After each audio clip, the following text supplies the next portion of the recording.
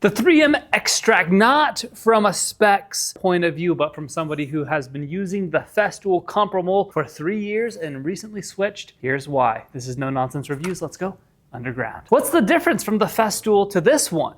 The biggest difference is this one is more aggressive, or can get more aggressive with the higher speeds. With that being said, there's an argument that the Festool is smoother. This is my personal experience and how it's felt. What are the pros and cons here? The positive is the speed of sanding with a 3M. The con to the speed of sanding is you can gouge into material that's not completely flat. Also, a con to this type of sander is you can accidentally bump it. Sorry. So if you put this in a holster like that, which I had over here, I kept bumping it, and same problem with the Festool though. On and off here, you can just turn it off. That way you don't accidentally bump it if you want it on the off setting. I always leave it on because I grab it quickly. Additionally, you have a Festool dust extractor. I purchased this little adapter on Amazon that allows me to go from the screw in here, reverse threads, it always gets me, on the 3M directly into the Festool dust extractor, which is nice for the dust collection. This has 7 speed settings, and the plus and minus here, compared to the Festool, has a roll dial. This one you have to push there, so on the 3M it might be a little bit slower. I sand all sorts of non-square objects. I don't want flat sanding. For my sanding, I do curved items like bows.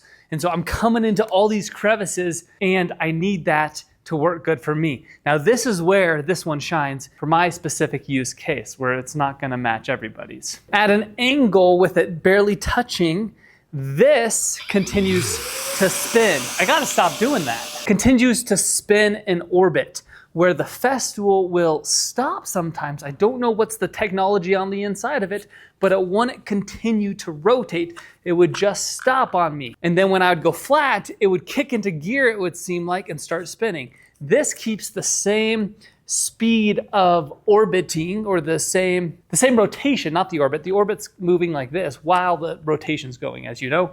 And so the spinning part of it would stop on an angle, or at least would slow down significantly enough that I'd barely get any sanding out of it.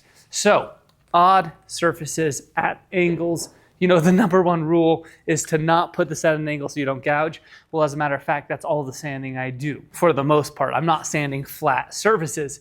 I'd say on a flat surface, it really doesn't matter. Just choose the one you want. But when it comes to sanding at different angles, one of you guys probably knows the technology inside of it, but why does this do so much better when only the corner's touching compared to the Festool? Prices are pretty similar, but I like this better. Ergonomics are pretty similar. This is a little bit bigger, by the way, of a handle. I've got big hands, that fits really nice as well. In the end, I always ask the question, if I didn't have it, would I buy it again? Or if I were starting the purchase today, which one would I get instead of having both?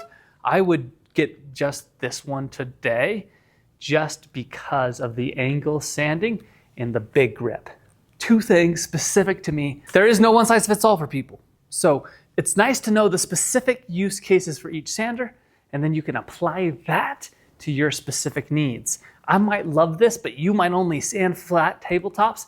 You probably don't want this or the Festool. You're gonna get something bigger.